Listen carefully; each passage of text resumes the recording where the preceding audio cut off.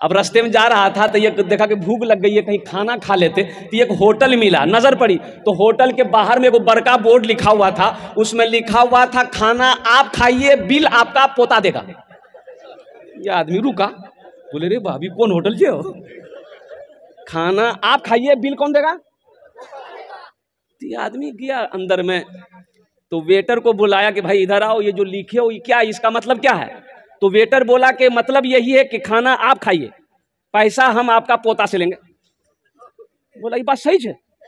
बोला हाँ हो लिख लो ना छे, बात सही है ना छे, तभी बोर्ड लगे गया। तो बोले बाबू हम तो अभी भी हो नहीं किए। बोला कोई चिंता नहीं है, आप खाना खाइए, शादी कीजिएगा, बेटा होगा, फिर बेटा बड़ा होगा, बेटा का शादी करवाइएगा, जब पोता आपका आएगा पैसा ले लेंगे। बोला बाबू तो भूखो लगलो जे, बस बेहतरीन खाना खिला हमरा दिल।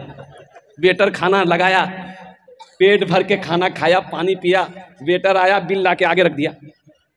बोला अरे बिल 10,000 बिल, तुम तो कहा था पोता देगा। बोला हाँ आप चिंता मत कीजिए, ये बिल आपका नहीं है, आपका बिल तो आपका पोता से हम लेंगे, ये बिल आपका दादा का है। इस मोबाइल ने अल्हम्दुलिल्लाह हमारे नौजवानों की रातों की नींदें खत्म कर दी। अफसोस का मकाम है 3 बजे तक, 2 बजे रात तक हमारा ये बच्चा नौजवान बिस्तरों पे करवटें बदलता रहता है, नींद इसकी आंखों में नहीं है। इसकी वजह यही है कि मोबाइल उसे सोने नहीं दे रहा है। ये फजर की नमाज पढ़ेगा कहां से। और हमारी मस्जिदों का हाल यह है, अल्लाह अकबर कबीरा, जोहर में 10 नमाजी, असर में 12 नमाजी, मगरिब में 15 नमाजी, इशा में 8 नमाजी, फजर में ये को नहीं। तो इमाम साहब गेले कहाँ हो। बोले सब पलंग तोड़ रहा। वो कौम तरक्की करेगी। अरे बोलो वो कौम तरक्की करेगी क्या। अल्लाह सोने के लिए पैदा किया दुनिया में।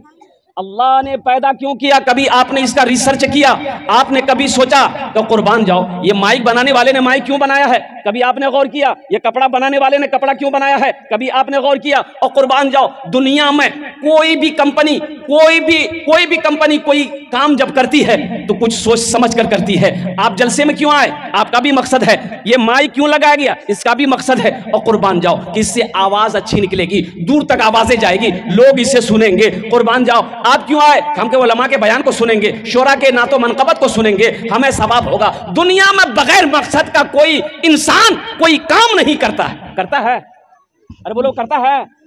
तो वो अल्लाह जो हमें पैदा किया, का बगैर मकसद पैदा कर दिया। बोले जो अखो चादर ओढ़ी सुतो, बगैर मकसद का पैदा किया। तो कुरान उठाओ, अल्लाह के लारेब किताब को उठाओ। ए अल्लाह के लारेब किताब, तू बता दे अल्लाह ने दुनिया में हमें क्यों पैदा किया है। तो अल्लाह का कुरान जवाब देगा, वमा खलक़तुल जिन्ना वल इंसा इल्ला लियअबुदून। मेरा अल्लाह कहता है कि हम तुम्हें बेकार पैदा नहीं किए, सिर्फ खाने के लिए पैदा नहीं किए हैं, सोने के लिए पैदा नहीं किए हैं। मैंने तुम्हें क्यों पैदा किया, मैंने जिन्नात और इंसान को सिर्फ और सिर्फ अपनी इबादत के लिए पैदा किया है। और कुर्बान जी मेरे रब की शान, पूरी दुनिया के अंदर में 7 अरब लोग रहते, कमोबेश। कितने अरब, अरे बोलो भाई, पूरी दुनिया में इंसानों की तादाद कितनी है, 7 अरब। 7 अरब लोगों के अंगूठे कितने हुए, 14 अरब। 7 अरब लोग हैं, 7 अरब लोगों के भैया हाथों में कई अंगूठे होते हैं, दायां बायां 2 अंगूठे, तो 14 अरब अंगूठे हैं। लेकिन कुर्बान जाओ, ये 14 अरब अंगूठे सबसे जुदा हैं, सबसे अलग है, किसी का फिंगर किसी से नहीं मिलता है। ये किसने बनाया, यही तो मेरे रब की शान है। ये मेरे अल्लाह की शान है।